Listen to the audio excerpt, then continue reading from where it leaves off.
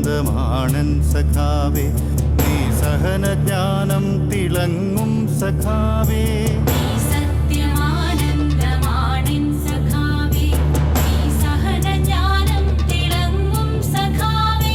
ക്രിസ്തുവും ഗാന്ധിയും ചെഗുവേരയും ഭഗത് സിംഗും മഹാരക്തസാക്ഷികളൊക്കെയും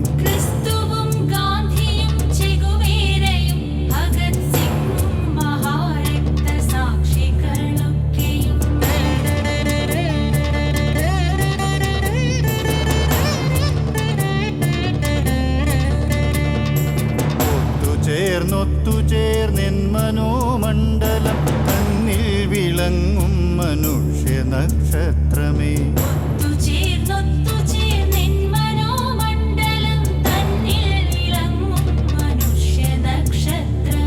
ഞാൻ നിന്റെ അസ്ത്രത്തിനുന്നമായി തീർന്നിടും, ഞാൻ നിന്റെ വാക്കിലെ തീയുണ്ടയായിടും.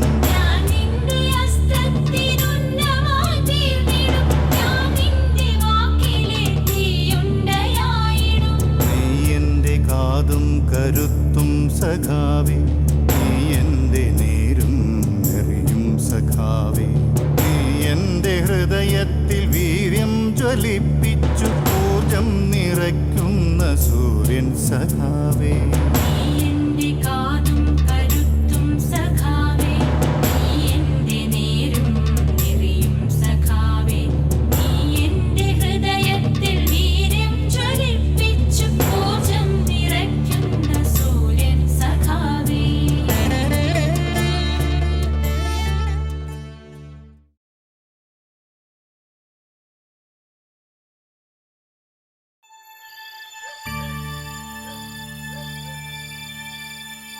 മാഷേ, ഞാൻ ഈ ബക്കറ്റ് ഒന്ന് എടുത്തോട്ടെ? എടുത്തോളൂ. അല്ല, ഞാൻ ആരെന്നറിയണ്ടേ? ആരായാലെന്താ, നിങ്ങളൊരു മനുഷ്യനല്ലേ?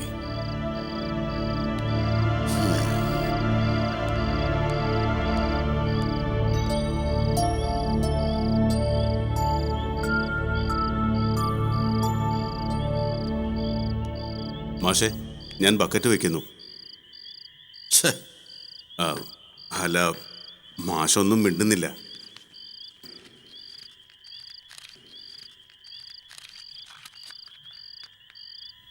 മാഷേ, ഞാൻ ഈ അടുത്ത വീട്ടിലെ പുതിയ വാടകക്കാരനാ. പിന്നെ ഞാൻ ആരാണെന്നെങ്കിലും അറിയണ്ടേ? താൻ ആരായാലെന്താ?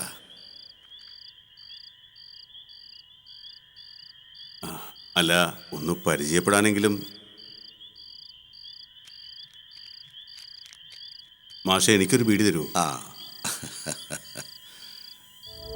ഭയപ്പെടേണ്ട മാഷെ, ഞാൻ തമ്പാൻ, കാരിക്കുഴി തമ്പാൻ.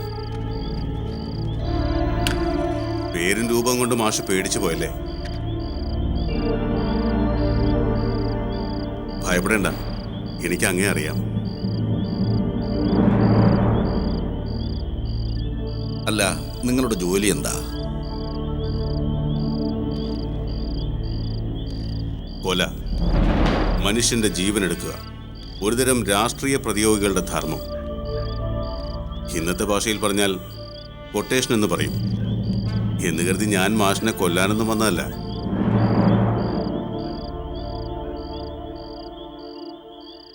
മാഷെ, ഞാനൊരു മനുഷ്യസ്നേഹിയാ, ആരോടും വിദ്വേഷമില്ലാത്ത ഒരു സാധാരണ മനുഷ്യൻ. മാഷെ, ഞാനൊന്നിരുന്നോട്ടെ? അമിതമായ മോഹങ്ങളൊന്നും ജീവിതത്തിലുണ്ടായിരുന്നില്ല. പിന്നെ എൻ്റെ ഉള്ളു തേങ്ങുന്നത് കുടുംബത്തെ ഓർത്തു മാത്രമാണ്.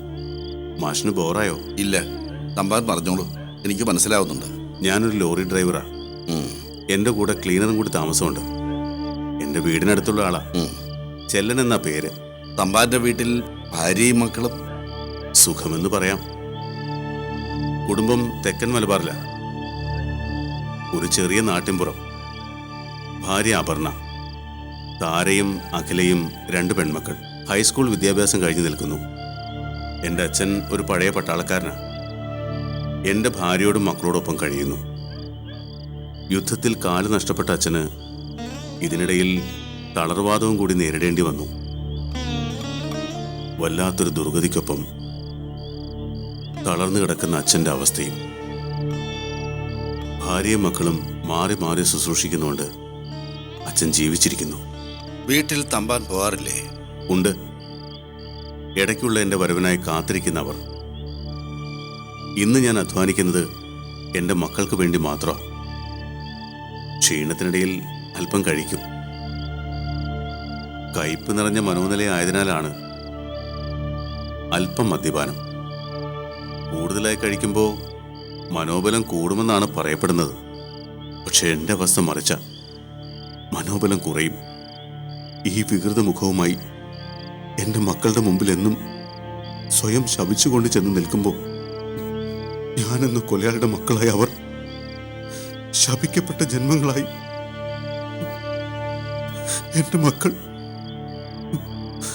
ഈ നെറികെട്ട തന്തയുടെ മുന്നിൽ അവരിന്ന് വളർന്നു കഴിഞ്ഞു. എന്നെങ്കിലും ഒരു നാൾ ഈ കൊലയാളിയായ അച്ഛൻ്റെ മുന്നിൽ ചോദ്യചിഹ്നമായി നിൽക്കുന്ന ഒരു നിമിഷം ഉണ്ടാകും. അത് ഞാൻ പ്രതീക്ഷിക്കുന്നു മാഷെ. ഏത് സമൂഹം അവർക്ക് കൂട്ടുനിൽക്കും?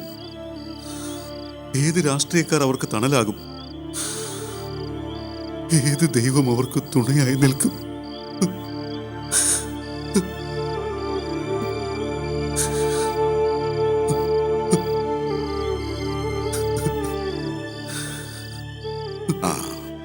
തമ്പാനെ, സമാധാനിക്ക്. ഒറ്റപ്പെടുന്നവൻ്റെയും അവഗണിക്കപ്പെടുന്നവൻ്റെയും മനസ്സ് എനിക്ക് മനസ്സിലാവും. നീ ഒരു നല്ല മനുഷ്യസ്നേഹിയും ഉൾക്കരുത്തുമുള്ളവനല്ലേ? ഇത് വിധിയായി കരുതുക. നമ്മെക്കാളും ജീവിത പതനങ്ങളേറെയുള്ള സമൂഹം ഉണ്ടെന്ന് വിശ്വസിക്കുക. ആത്മസംയമനം പാലിച്ച് സ്വയം അതിജീവിക്കുവാൻ പഠിക്കുക. ഇതെല്ലാം വിധിയാണ്. മാഷം വിധിയെന്ന് പറയുന്നു. ഇത് വിധിയൊന്നുമല്ല. ശബ്ദം നിലച്ച ഹീനജന്മങ്ങളിൽപ്പെട്ടവർ എന്ന് പറയുന്നത് ശരി. ആർക്കോ വേണ്ടി, എന്തിനോ വേണ്ടി ബലി കൊടുക്കാൻ വിധിക്കപ്പെട്ടവർ. അതിന് ഈശ്വരൻ ഇത്ര ക്രൂരകൃത്യങ്ങൾ ചെയ്യിപ്പിക്കണോ? ഞാനോ ഇങ്ങനെ? ഇതെന്റെ ജന്മവിധി. എല്ലാം വിധിയെന്നോർത്ത് സമാധാനിക്കും. എന്റെ മക്കളും മറ്റുള്ളവരും എന്റെ ജീവിത ദുരന്തത്തിന്റെ പേരിൽ അവരും ഇങ്ങനെ.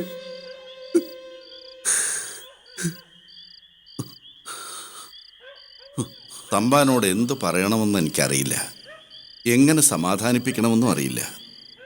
ഒരു കാര്യം, തമ്പാനും എനിക്കും അറിയാവുന്ന വസ്തുനിഷ്ഠമായ യാഥാർത്ഥ്യങ്ങളെ പാടെ അവഗണിക്കുന്നവരുണ്ട് ഇവിടെ. ധാർമ്മിക മൂല്യങ്ങളെ വളച്ചൊടിച്ച് അതിനുവേണ്ടി മനുഷ്യനെ ഉപഭോക്തൃ ഉൽപ്പന്നങ്ങളാക്കി പങ്കുവയ്ക്കുന്ന നിഷ്ഠൂരമായ രാഷ്ട്രീയ രക്തദാഹികളാണ് നമുക്ക് ചുറ്റുമുള്ളത്. തമ്പാനെ പോലുള്ള ദരിദ്ര യൗവനങ്ങൾ അവർക്ക് മുമ്പിൽപ്പെട്ടാൽ എല്ലാം, നമ്മുടെ ജീവിതം തന്നെ അവസാനിച്ചു എന്ന് കരുതാം. ചിന്തയിലും കർമ്മത്തിലും വിപ്ലവം പേറി നടന്നവനാണ് ഞാൻ. അനുഭവങ്ങൾ എന്നെ മറ്റൊരു വഴിയിലെത്തിച്ചു. വിശ്വാസമുറപ്പിച്ച പ്രത്യയശാസ്ത്രത്തിന് താഴെ വിറ്റുകൂട്ടുവാനുള്ള എല്ലാത്തരം വശ്യതന്ത്രങ്ങളും കുന്നുകൂടുന്ന അധികാര പടവുകളിൽ ആണിയടിച്ചുറപ്പിക്കുന്നത് അസംഘടിതരായ തൊഴിലാളികളുടെ ചങ്കിലാണെന്നോർക്കുക. ഭാരതത്തിൽ നാം കണ്ടറിഞ്ഞ നല്ല കുറേ മഹാത്മാക്കളുടെ നൈതികമായ പങ്കുണ്ട്.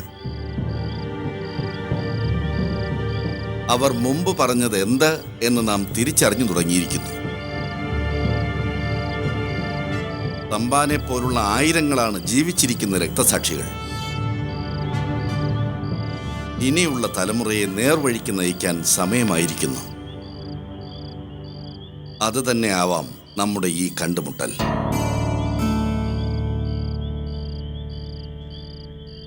തമ്പാനെ കൊണ്ട് രാഷ്ട്രീയക്കാർ കൊല ചെയ്യിച്ചതാണോ? എൻ്റെ അനന്തരവൻ്റെ ജീവിത രാഷ്ട്രീയവും മരണവുമാണ് ഞാൻ ഇത്തരക്കാരനാവാൻ കാരണം. അവൻ ഒരു നാൾ കൊല ചെയ്യപ്പെട്ടു. ഒരു 15 വർഷങ്ങൾക്ക് മുമ്പ് ഞാനൊരു സാധാരണ ജീവിതം നയിക്കുന്നവനായിരുന്നു. രാഷ്ട്രീയമോ പ്രത്യേക കൂട്ടുകെട്ടുകളോ ഒന്നുമില്ലാത്ത ഞാൻ ഈ കാരണത്താൽ മറ്റൊരു കൊലയ്ക്ക് കാരണമായി. എൻ്റെ പെങ്ങളുടെ ഏക മകനു വേണ്ടി അവനെ കൊന്നവനെ ഞാൻ ഒരു നാൾ ഒറ്റയ്ക്ക് വകവരുത്തി. ഞാൻ തന്നെ നേരിട്ട് ഹാജരായി. പക്ഷേ ഇന്ന് ഞാൻ വിശ്വസിക്കുന്ന പാർട്ടിക്കാർ 3-4 പേരെ കൂടി പ്രതിയാക്കി അന്ന് എന്നോടൊപ്പം പ്രതിപ്പട്ടികയിൽ ചേർത്തു. കേസ് വിചാരണ നേരിട്ട സമയത്ത് ജയിലിൽ നിന്ന് എന്നെ പുറത്തിറക്കുവാനും എൻ്റെ കുടുംബത്തെ സഹായിക്കാനും നിന്നവരുടെ പാർട്ടിയിൽ ഞാൻ ചേർന്നു. ഒരുതരം കൊട്ടേഷൻ വിപ്ലവം. സമയം അധികമായെന്ന് തോന്നുന്നു മാഷെ. പിന്നീട് കാണാം.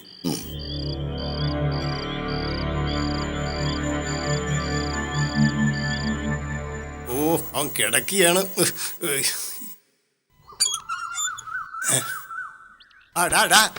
എഴുന്നേക്കട, നേരം വെളുത്തടാ.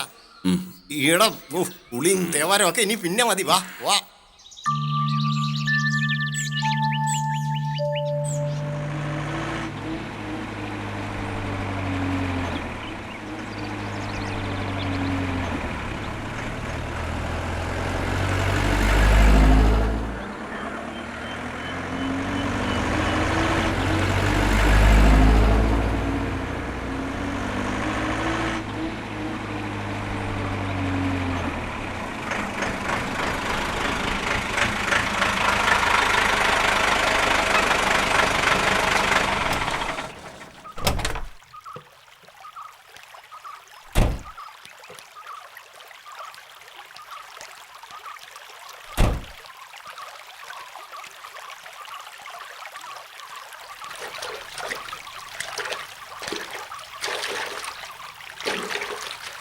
ആടാ, ആഹാരം കഴിച്ചിട്ട് പോകാം.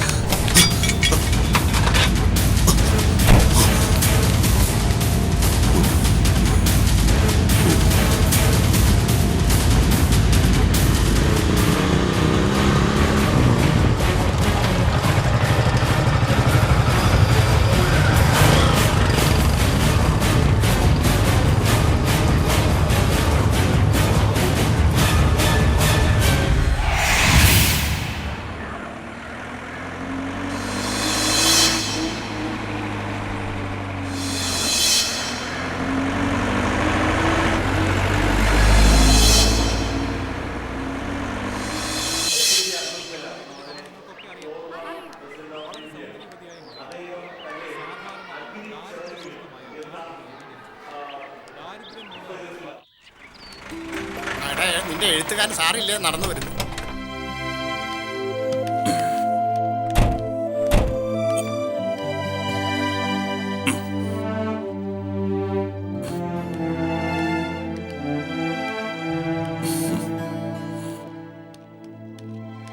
മാഷെ, അല്ല, ഇതാരൊക്കെയാ?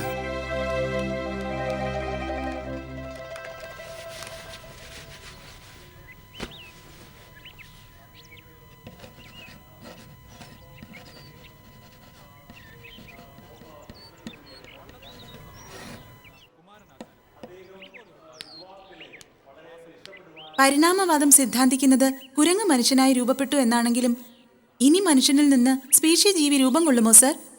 എങ്കിൽ അതിന്റെ ആകൃതി എന്താണ്? എങ്ങനെയിരിക്കും സർ? വളരെ അർത്ഥവത്തായ ഒരു ചോദ്യമാണ്. ഡാർവിൻ്റെ പരിണാമ സിദ്ധാന്തത്തെ ചോദ്യം ചെയ്യുന്ന ഒരു ചോദ്യം. നാച്ചുറൽ സെലക്ഷനും ജീനിയോളജിക്കൽ മ്യൂട്ടേഷനുമാണ് പരിണാമ പ്രക്രിയയ്ക്ക് നിയാമിക ശാക്തി എന്നതിന് ആധാരം. മാഷിന്റെ ക്ലാസ് കഴിഞ്ഞോ? ഞാനിന്ന് ലീവ് എടുത്ത് വീട്ടിലേക്ക് പോവാ.